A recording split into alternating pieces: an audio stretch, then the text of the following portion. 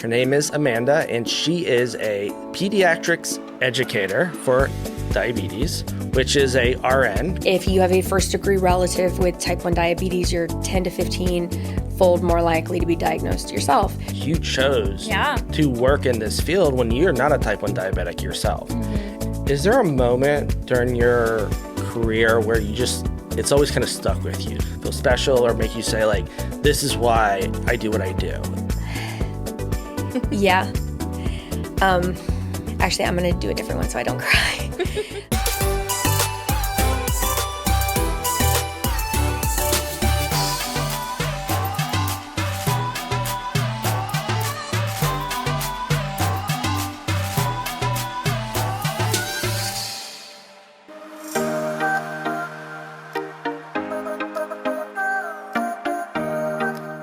Fam, I'm Rebecca. And I'm Nick. And welcome back to another episode of The Urgent Lows, where we talk about lifestyle and type 1 diabetes. Here, we believe in embracing self-care through life's challenges. Today, we have an amazing guest. Her name is Amanda, and she is a pediatrics educator for diabetes, which is a RN, correct? Mm-hmm. So please, first off, introduce yourself, give us a little bit of background, and explain to everybody, what is a diabetes educator? Okay, so I'm Amanda. I've been a nurse for a little over 7 years. Before that, I did lots of other jobs in healthcare. My mom's a nurse and my grandmother was a nurse. So I grew up with these very powerful, awe-inspiring women. So I thought, I don't know if I could do that. So I did like patient transport as a secretary. I was never good at any of those jobs, but bless them for dealing with me. And but I started our nursing program. I went to the same one as my mom, and I didn't know that I wanted to do peds until the very end. I was actually the only nurse in my cohort that didn't request pediatrics. So when I got it, my friends were like, "Wait, why did you get it? You didn't even ask for it." And I was like, went to my instructor and I was like, "Can you please change it?" And she's like, "No, you don't see it yet, but you will." And I went to the hospital for my first practicum shift, and I was like, wow. Yeah, I'm home. So I've been in peds ever since. And in nursing school, I was one semester ahead of my best friend. Her name's Katie, and she has type 1. Okay. And very quickly, I started to realize that even our instructors really didn't understand type 1. Mm-hmm. She was teaching them things. And that grew my respect for her. And as soon as she graduated nursing school, I was like, you got to come work with us. You got to come work with me. Yeah. So she started working with me on our peds floor. And anytime I would get myself involved in something, I would drag her along with me. So I started chairing our nursing committee. And I was like, "You're going to be my vice chair." She's like, "Okay." So she's like, "I'm going to go to Camp Boggy Creek." This is really impactful for me. Mm-hmm. She went to camps as a child. She was diagnosed really young. And I went, and I'll never forget this. The very first night we're at Camp Boggy Creek, and there's this bonfire. And it's as the families, they come from all over. Mm-hmm. And they are, and I refuse to even get remotely cry within a minute of this podcast, but I will never forget this my whole life. I was sitting in this chair, and these kids are all coming in, and Katie's sitting next to me. Trevor's behind me. The fake bonfire is in the front. And I look over at Katie, and past her, I see this woman, and has a child with her, and I can see her scanning. You wouldn't have known that she was anxious until you saw that she wasn't anxious. Yeah. When I saw her lay eyes on Katie, and and I'm watching this happen, and I watch this relief like sink over her. Mm-hmm. And at that moment, I think she was more excited than even her child was, and she just walked right over to Katie. She's like so happy to see Katie. Mm-hmm. And I thought, wow, like that's magic. Aww. And suddenly everything that I had learned before, that, positive patient outcomes, we create these in inpatient, shifted. And I was like, no, we stabilize an inpatient. Positive long-term patient outcomes, that happens in outpatient. That happens here. That happens between you guys. Yeah. And this mom felt so comfortable to hug her. And I was like, wow, I want to be involved in this. And that's when everything started to change. I didn't leave bedside for a long time after that, but I kept going back to Camp Boggy Creek and involving myself in fundraising for the annual walks. And then when a position opened at my clinic, I found out that a lot of the nurses that I'd worked with when they were new nurses worked there. And I was like, oh, I love these. These are fantastic humans. I want to go work there. So now I get to go to work every day. And basically what it looks like is we call ourselves DBNs, and we have our DBN patients. We love them. They're very close to us. And we have our appointments for the day. We see them first. Those are for once they're really comfortable every 3 months. But at first we see them a lot more frequently than that. And we see them, then the doctor sees them. We go over their reports, their Dexcom reports, their pump reports. We try to meet them where they're at. That's a big initiative for me, is I want to create any change. We have to meet them where they're at. So we go in, I identify barriers, we set goals, we adjust dosing, scheduling. But then the other side of it, which is less fun for everyone involved, I think, at first, which is our new diagnoses. Sometimes we get lucky and they aren't in DKA and they'll come in and we'll do their teach in the clinic. But sometimes they're already in the hospital. Yeah. So we get everything ready for them. We bring our bag of education. We print out tons of documentation and we go to their room and we give them, sometimes it's between an hour and a half to 3.5, depending, just one-on-one intensive education. And then watch them demonstrate back some of the skills. But the biggest part of that isn't necessarily the skills, because they're going to get the skills. They're going to learn how to count the carbs. That's the emotional side of it. Yeah. And I try to really emphasize at that time to leave space for the feelings, because it's huge. And we hug and hold hands. And I think that might even be more important than anything necessarily that I teach them in that clinic, because anybody can really teach them that. But supporting them as they're learning it, that's a learned skill. Yeah, especially for the parents too. Like, I can't imagine, like, yeah, having that connection with you would be amazing. I love them. We have a thing where we'll call them the day after their teach. If it's on the weekend, we'll call them that next Monday. And you can ask anyone I work with. I'll always ask them, like, those are my check-in points. I'll say, do you want me to call you at the same time tomorrow? And I'll call them the next day. And I find that they feel more confident in that window because they know they're going to talk to me again. And then before you know it, they don't need me to call every day. Yeah. Because they realize that all of those things were, they already knew what to do. Yeah. They were just scared. Yeah, I mean, everything you just said is so dead on, because going back 10 years ago when my son was diagnosed, and first off, it is the scariest moment. I had no earthly idea what type 1 diabetes was. Only thing I knew was type 2, and I didn't even realize there was 2 types of diabetes at the time. But, like, you're in the hospital. My son was, like, almost died. He was one of those ones, got very late. He was in DKA, all those type of things. And it is scary. And then all of a sudden you're like, all right, well, you basically got to learn how to be a nurse. And it's one of those things where they teach you in the hospital, you're trying to feel comfortable, and then you're like, all right, like, we were there for 3 days. And then we go home, and it's like, wait, I have to do this now myself. And it's the scariest thing, and you're freaking yourself out. It's all these things, like, so yeah, like, having that relationship and making people feel comfortable and knowing that, again, it's almost like you're a cheerleader at the end of the day, because you're like, hey, you're gonna get it. You don't have to have it all figured out at day one. You're going to get it. But it is so scary during those first, honestly, I feel like the first year was really hard. But yeah, that first week or 2 month, it is not fun for anybody. No, not at all. We had the hurricane in the fall of last year, and I've always said I sometimes can have a boundary issue with patients, but I figure I'd rather have a tough conversation later and realize maybe I went a little, I digress. I gave some of my new teachers my phone number. Not a single one of them needed it. But I think that in giving it to them, because we weren't going to be in the clinic, nobody was going to be at work. Yeah. How are you going to get a hold of a pharmacy? Yeah. You can laminate your new teach paperwork all you want, but there is a barrier that occurs when you're that afraid. Not a single one of them needed it. Wow. But if you ask leadership, they'll probably be like, don't give your phone number out. And maybe I'll learn one day that they'll be like, hey, dear diary, Nurse Amanda, and then we'll have that conversation. But I feel like there's just there's something so innate about loving and caring about somebody in that way, that actions like that they do a lot for another person. They really do. Yeah. So Well, I just think it's that simple feeling of isolation. Like I mentioned before we started the podcast that, you know, I came in as a stepmom to both kids and it was like getting 2 diagnoses at once.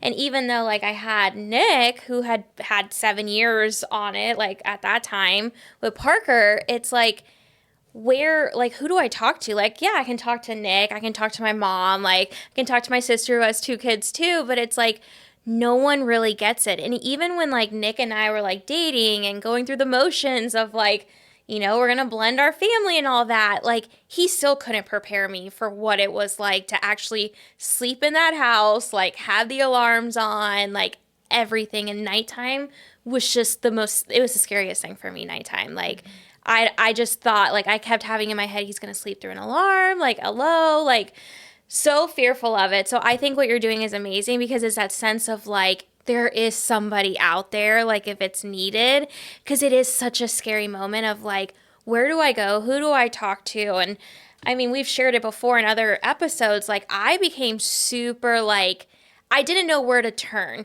So I was like coming in as a stepmom. I didn't have any kids of my own. And then you throw in type 1 diabetes too for both kids. And there were so many, like anytime I would talk to people, they'd be like, well, you knew that. Like you knew he had 2 kids and like you knew they had type 1. And I'm like, yeah, you're right. Like who says that? Yeah. Like obviously I knew that, but it's like nothing can prepare you for that night of a sleepless night. Like no one can prepare you for like even it made me emotional seeing the kids getting their equipment changed and everything. Like, I'm not used to seeing, like, I have 2 nephews that are similar ages to them.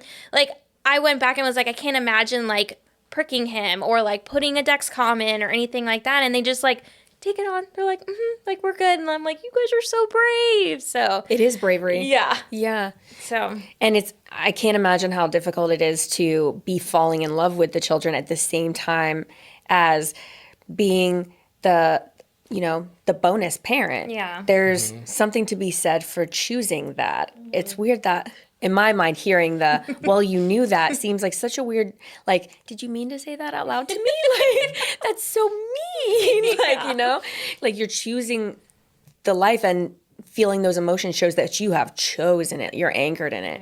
There's something to be said for stepping into a role where there's already a mom and she might not like you. She might not have done it that way. And no matter how many inspirational things that you see on the internet, there comes down to almost like a internal, like you feel like there's a pecking order. Oh, yeah. And that's not fair because you're choosing it.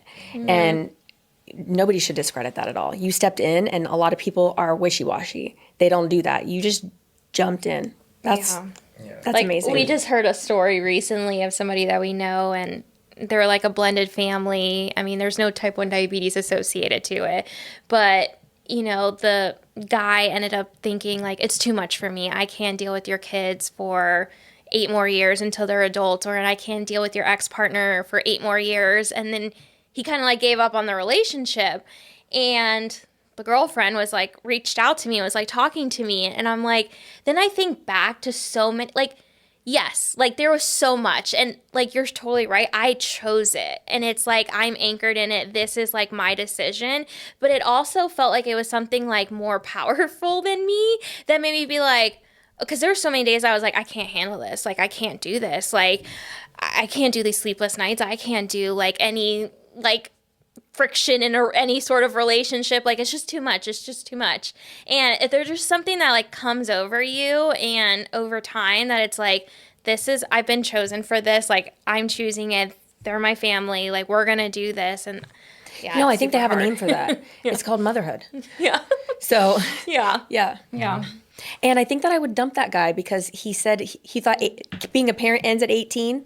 Yeah. Has he never met a 19-year-old? I would have been like, wait, you've been waiting for 8 more years? I actually told her, you're better off now, knowing now, than any later down the road. But yeah. But like at the same time, you're also in this boat because you chose to work in this field when you're not a type 1 diabetic yourself.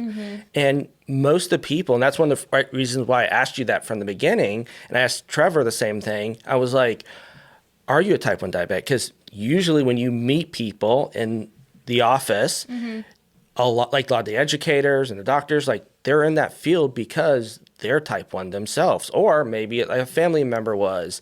And it was amazing to hear you talk about your friend Katie and how she was that influence for you that got you introduced to this world, because we've just really found with getting so involved with Touched by Type 1, this community is amazing. Yeah. The people there are amazing. Like, because for the most part, everybody there, nobody actually chose that.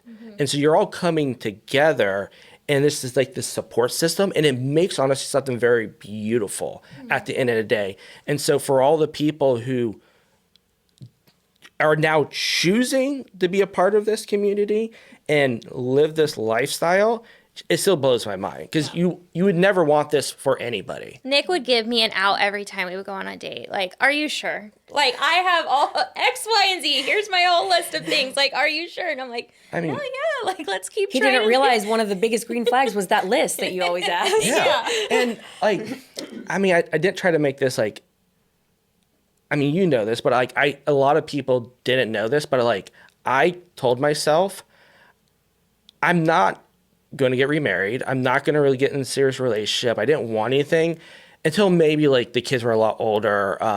Maybe when they're 18 and they're kind of leaving the house and we're more independent. But I was like, I have to dedicate all my time being a single dad to these 2 kids, and I'm not going to worry about dating. I'm not going to be in a relationship. And I was like, plus, who would want to be a part of this?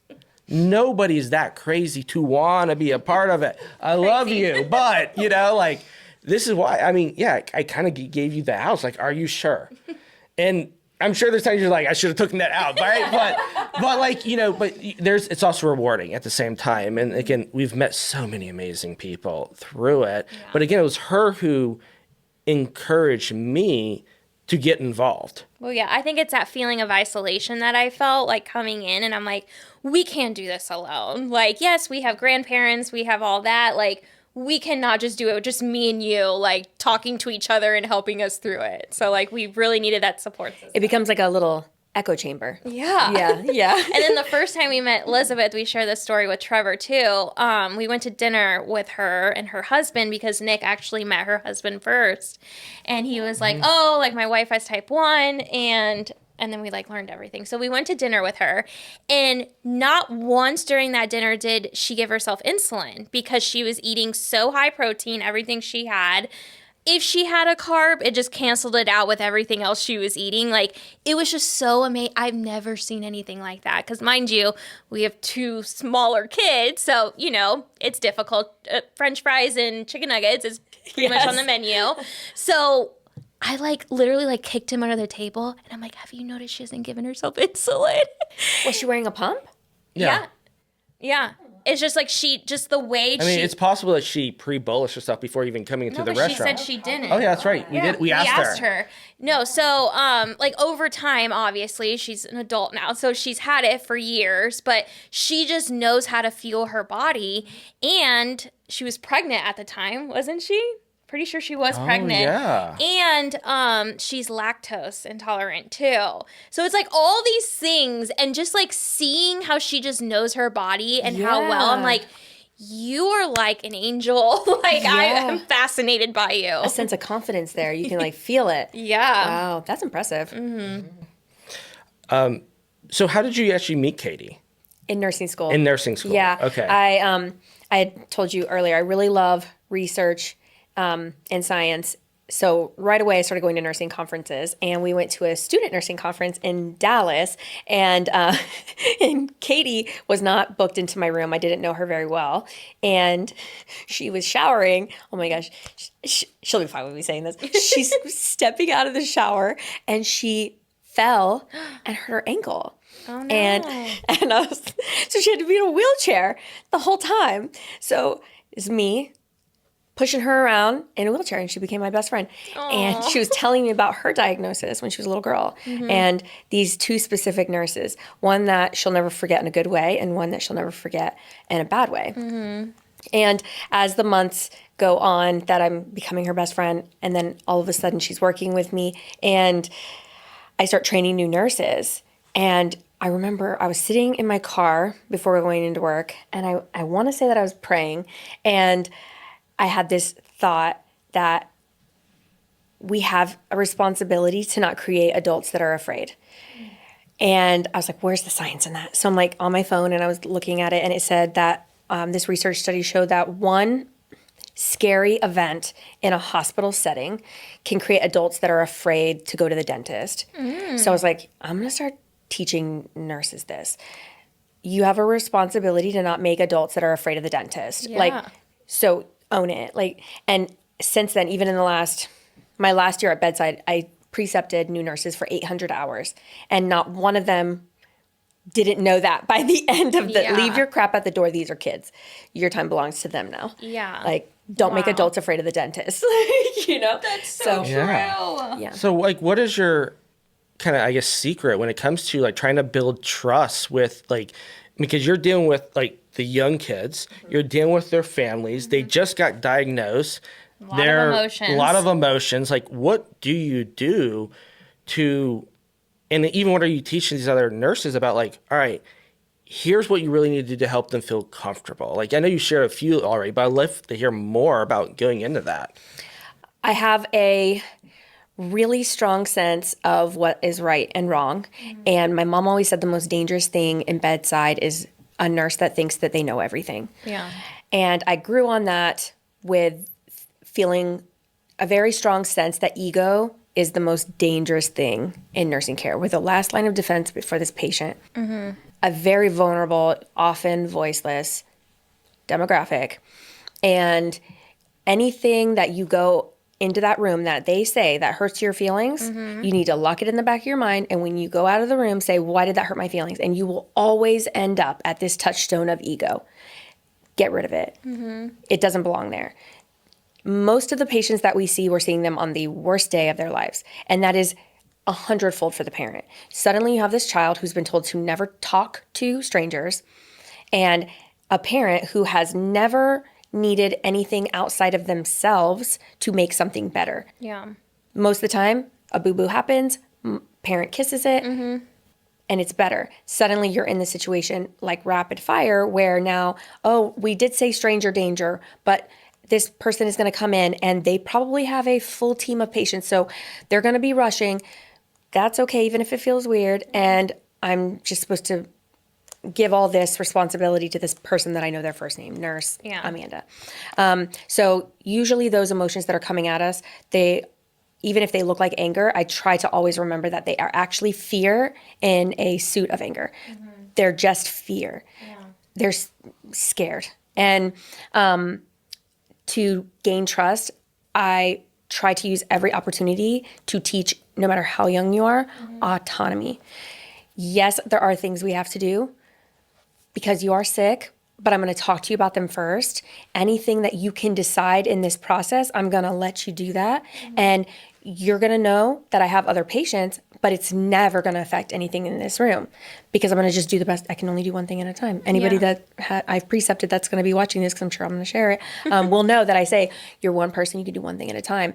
But the most important thing you're going to do in there is say, address the child and say, my name is, this is your body, this is your person. This is what I want to do and need to do to help you feel better. Do you have questions? And then we learn the actual word autonomy, because you can say it at any age, but you should understand it at any age too. It's your person. I don't want you to think that suddenly everything you've known in your life, that strangers can't touch you. And these are, I think that that's fundamental in pediatric nursing, to be completely honest. I think that that is a non-negotiable. I don't care how much of a rush you're in. And we have a responsibility to hold our peers accountable to that in a way that a parent can't, because suddenly they're labeled as like a difficult parent. But if we hold each other accountable, then you won't have a difficult patient or a difficult parent. You'll have an emotional parent that's afraid. You'd be real quick to say, oh, they're not acting appropriately. If they were so relaxed, then they don't care. Where can they exist? If they feel enough that they're anger, then all of a sudden they're too much. But if they are checked out and easy breezy lemon squeezy, then they don't care enough. Like, you just can't navigate emotions like that. Wow. So true. I mean, you nailed it on the head when you said it's all about the ego. at the end of the day, right? Putting your ego aside. I mean, literally right before you even got here, we were having a conversation because somebody left a not nice comment on social media. And they're like, did they not even look at the website? Did they not see anything? And we just like, we get so defensive already because like, oh, they're not even taking the time to read anything. They don't know anything about us. But again, it's all ego, right? Like we're not going to change that person's mind. I mean, yes, we can message them, we can send them all these information, but you're right, you're not building that trust with people. Like it just, if you get defensive, but yeah, it just resonated with me when we at the ego, like it just spoke to me saying like, oh, I need to put my ego in check at time. Yeah, it reminds me of Mel Robbins' The Let Them Theory. I don't know. It's a new book that she came out with, and I'm reading it in the middle of it. But it's so amazing. It's like, let them, like, leave that nasty comment, but then also, like, let me not let it overrule my day and, like, make me forget why we're doing Palmr and our mission behind it. So, yeah, it reminded me of the Let Them Theory.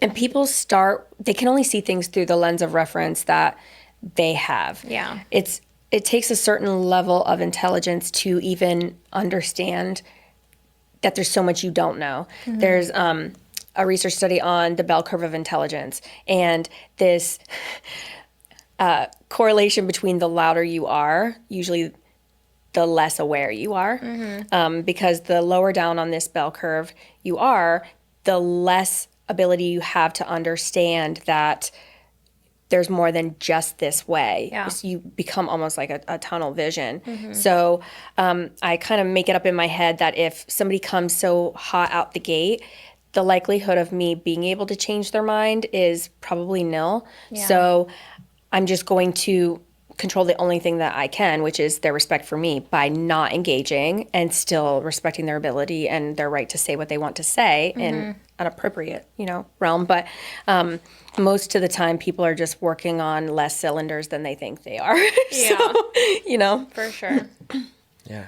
Is there a moment during your career where it's always kind of stuck with you, something that made you laugh or cry or feel special or make you say like, this is why I do what I do? Is there like that one moment?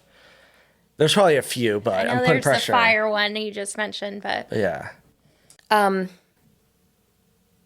had a patient. My husband has ulcerative colitis. So we've kind of lived in this immunocompromised bubble while he's on a biologic. And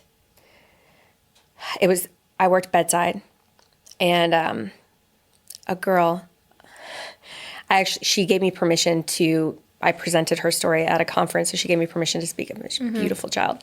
And I loved her mom, and they traveled to Orlando, and then this hurricane happened, and they were stuck. And she had UC and a central line. And she was a teenager, but that doesn't matter. And every day that you have a central line for antisepsis, you have to have all of your bedding changed. yeah. And in the hospital, we had one washer and dryer, and it had broken. And it was not an option. And she had these quilts. She had enough for 3 days, and then they had to be cleaned. And she got so much comfort from them. And when she had them, it was like a safety. And they needed laundry done. And I told you earlier, sometimes I can have a boundary problem, and I knew I would get in trouble, and I did. But I took all their stuff home. And I stopped and I got the right laundry detergent. My husband's used to my antics. So when he opened the dryer and he saw a bunch of stuff he'd never seen before, he goes, "What'd you do?" I was like, "I'll tell you later."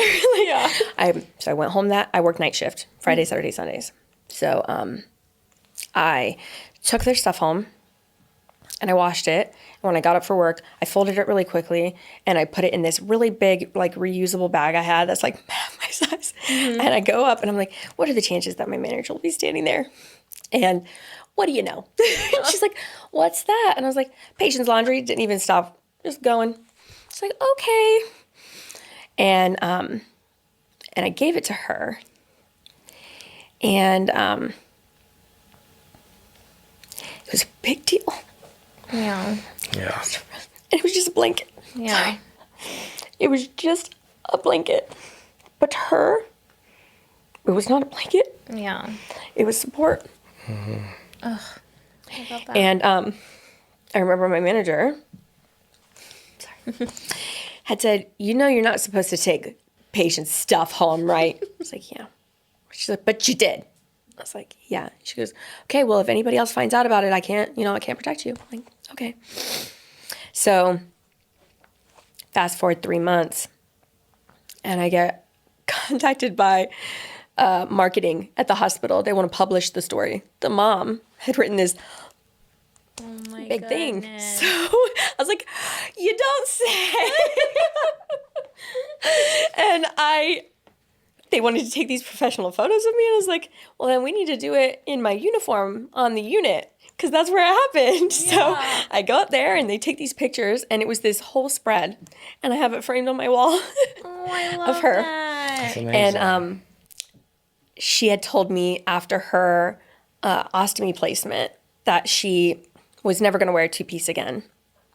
And then I had worked that Friday, Saturday, Sunday. So between Monday and Thursday, radical change had happened, because kids are so much more resilient than we give them credit for. And I go in and I'm like, hey, and she's looking at two-piece bathing suits. And I was like, I love that.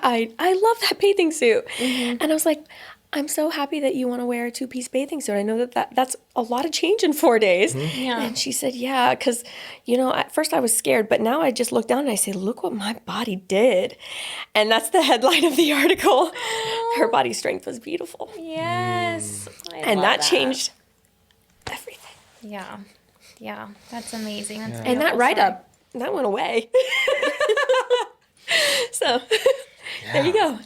Oh. So I think we gotta change topics a little bit, get something like fun, because we can't. If we talk about anything too, like I'm gonna be crying. Could be crying. So I know. It's very emotionally. Everything that I do in my job is very emotionally anchored in who I am. Yeah. So, well, it just shows who you are. Like you are put in this world to be exactly what you're doing. Yeah. So. Like when the doctor, whoever it was, that said like, oh, you just don't know yet that we're called for pediatrics. I mean, he nailed it, right? And it's amazing that, like, I always feel like things happen for a reason.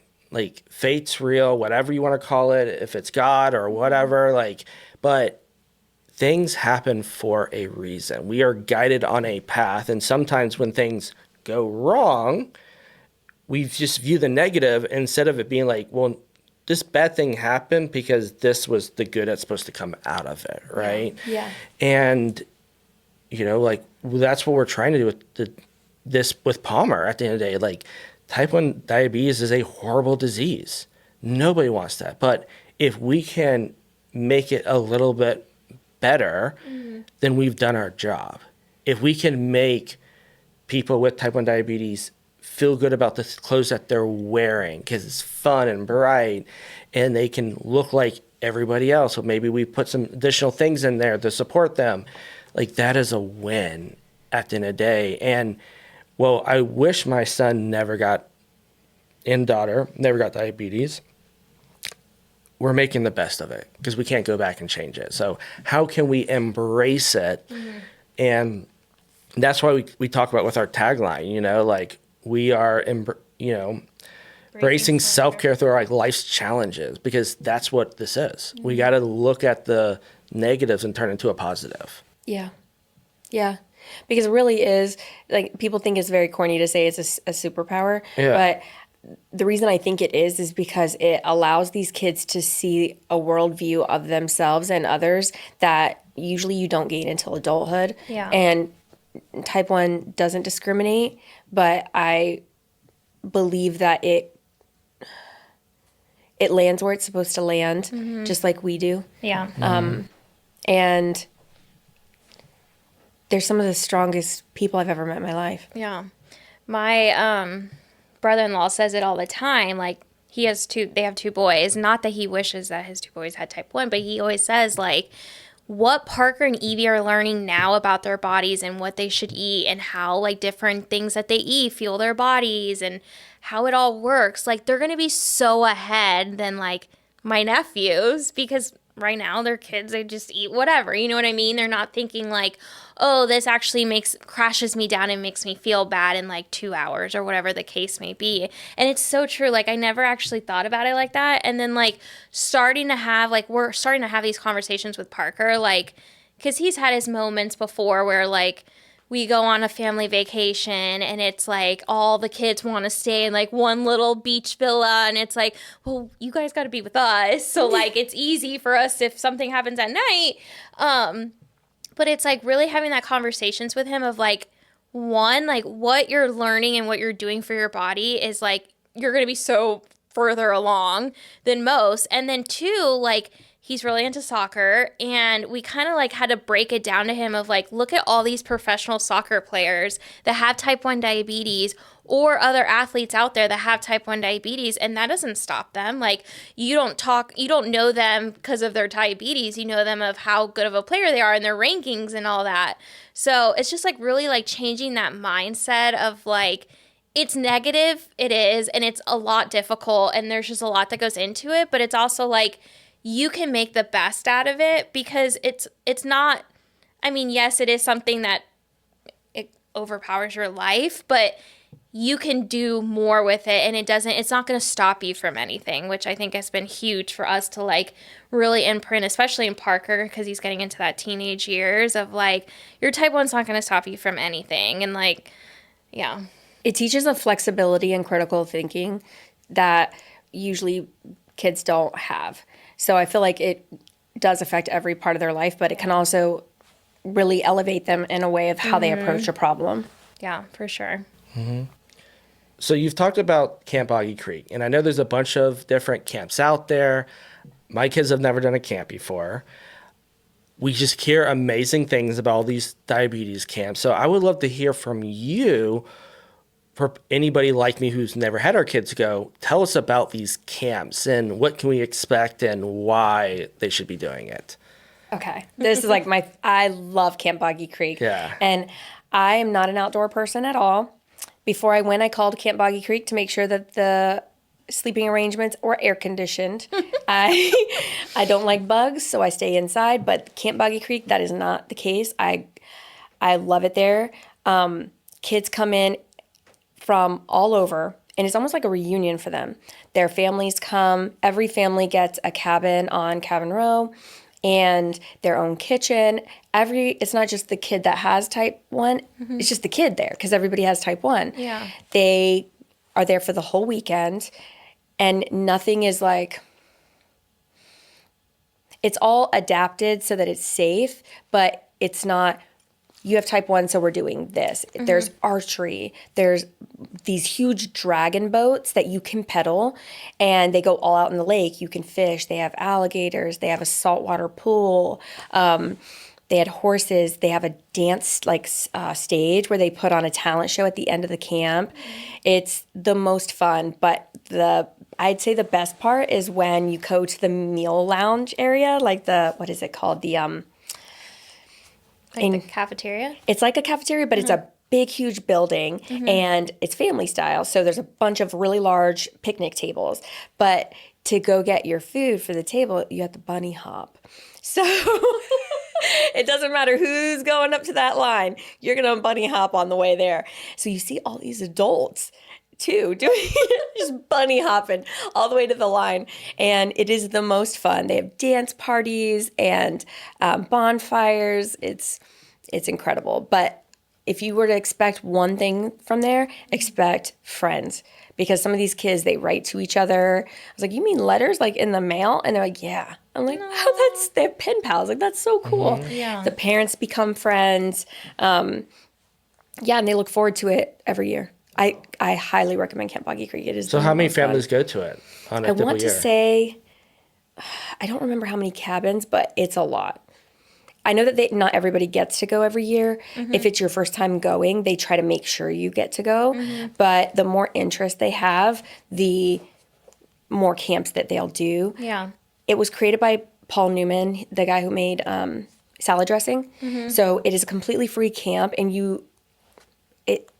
a lot of funding goes into it. It's incredible. Like when people hear like free camp, they assume that it's less, but it's actually, it's amazing. The food is amazing. The adventures are amazing. The camp counselors are amazing. There's a doctor, 2 doctors there at all times. I go as a nurse. We have a whole medical cabin. So in the morning, one nurse will like walk the cabin row, and everyone will kind of already be up and on their porch, and I just walk by and I'm like, hey, did you guys need anything overnight? No, we're good. And I don't think I ever had to do any medical stuff. I iced a knee once. Yeah. Yeah, I think that was it. That was the most. And it was a parent. Of course it was. Probably doing the bunny hop. Right. So, I mean, we have to go do this because I've tried to talk my kids into doing, I didn't know about the family one, but I know about there's the one where you send your kid off and it's just the kids, right? Yeah. And I've tried to talk to my kids about it, and they're like, no, you're not leaving me behind. Yeah. But maybe this would be a good kind of Like starter Yeah, if we all do it together. Yeah. To kind of give them that idea, okay, this is what camp's going to be like, right? Like, then you can go do the other one at some point down in the future. Yeah. Yeah. We'll That's add the Florida link. Diabetes Camp. Yeah. That was what I was thinking about. Yeah. We'll have to add the link to the show notes too. Yes. Yes, please do. It is the most fun. They just got a new service dog, and he's owned by, like, his parent is the director of Camp Boggy Creek, and they live there. And Oh, wow. yeah, it's really cool. Oh, I love that. Awesome. So I know one thing that you're passionate about is this early screening for type 1 diabetes. Tell us about it. Like, why are you passionate, and what are you seeing and learning from it? The most important thing is that it's type 1 diabetes is not juvenile diabetes anymore. Yeah. More than 50% of new diagnoses are adults. If you have a first degree relative with type 1 diabetes, you're 10 to 15-fold more likely to be diagnosed yourself. So they have these programs, these free screenings. My favorite is askhealth.org. There's locations in Orlando that you can go and test, but they also have tests that they can mail you. And it checks for your antibodies. And if you have whatever stage in diabetes you're at, they can track it. And there's also immunotherapies available that can prolong onset depending on the patient. And anytime you can intervene before DKA, diabetic ketoacidosis, is always going to be a win. Yeah. Anytime you're diagnosed outside of DKA, you have the likelihood of having a longer honeymoon period. Anything that can reduce onset is the best. Yeah. So I did go get tested because I was curious, because we wanted to eventually have a kid of our own. And so we didn't know if that's something we should know more about. But I got tested, came back completely, no antibodies, no nothing on my end. So we'll see. Yeah, and that's really eye-opening because it helps you understand the full genetic picture as well of like, because then your kid's mom, she should definitely get tested. Yeah. And her family members should get definitely tested. And then if you have a child, I would still probably get them tested. But that sounds like a green light to me. Another cutie. Yeah. Yeah. But we've learned so much recently. Even we heard a doctor speak that you have a higher chance of getting it if your sibling has it than if your parent had it, like your mom had it. That blew my mind because I remember being told, and again, this was 9 years ago, so I know everything's changed with the research, but I was originally told we had less than a 1% chance of a sibling having it. And now it's like, what would they say, 7% or? Yeah, I thought it was some, like 13 or yeah. It was obviously a lot, way higher than less than 1%. Yeah. But yeah, all these new studies and these gene tests, like, I mean, they're just, it's everything needs to happen to have a better understanding and hopefully be preventative of it. 2 days ago we have this really cool program at my job where you can ask the librarian to do a lit review for you. And then they buy all the articles and they just send you this lit review. And it's so cool because usually you would have to pay for these articles. So that's a really great thing. But I just 2 days ago asked for a lit review of early screening protocols. And the very first study I read was talking about exactly that. And it was about the sibling likelihood because there's this immeasured part the environmental factor. So your sibling and you are more likely to be in the same environment, exposures, than you and your parent. Even when it comes down to viruses, like sometimes your kids get viruses, the siblings will share it, and then you don't end up having it. And a lot of times, as we know, type 1 comes right after a viral onset, just because, it ramps up that immune system, and then the immune system starts misfiring, and then it never stops misfiring. But yeah, the environmental, if you want, I can send you that literature. Yeah. It was amazing. You could That would be really cool to add it see. to the podcast. Yeah. Wow. I mean, things that you learn. I mean, we're getting ready to go down. Touched by Type 1's taking us to the Diabetes Research Institute, actually, in like 3 weeks. We're so excited to go down there and see everything. And Oh my God, please take pictures. Yeah. That's amazing. Yeah. So, but because, I mean, the research that's going into it right now, I mean, we get haters all the time. People, there's never going to be a cure. There's going to be a cure at some point. It's impossible. And I know it's always the comparison. They're not going to allow them to be a cure. There's going to be a cure. Like, I just know in my heart there is at some point, because like there's so much that's going into it right now, and the research, and how every year they're learning new stuff. Yeah. And even if they can't cure people who already have it, being able to prevent it, I think is going to be almost guaranteed. Yeah, even just early intervention. There's a medication called Tzield that it's infusions, and they are finding that it can prolong onset. Previously, they thought it was up to 5 years, but they have a couple patients right now. They came and did a lecture on it. They have a patient that it has bought them 10 years. Wow. Any day, I believe, any single day that you could prolong it, I'd say yeah, because that's For sure. shots and Yeah. pokes and one day to be normal, especially when you're a kid going to grade school or high school. Like, those years are critical. If you cannot be going to your clinic nurse before lunch every day, that would be amazing. Amazing. So I feel like the only people who say things like that are people who don't have type 1, because they're not invested in it. There's too many right-minded people working in this department and in this area that I feel like even if we don't come to a complete cure, we're going to land in so many options for making it manageable. Yeah. Which is huge. It's not just being propelled through because of lining rich man's pockets, We are doing good for the community. There's so many people in this for the right reasons that no matter where we land, it's going to be a benefit to the patient. Yeah, for sure. Yeah. Wow.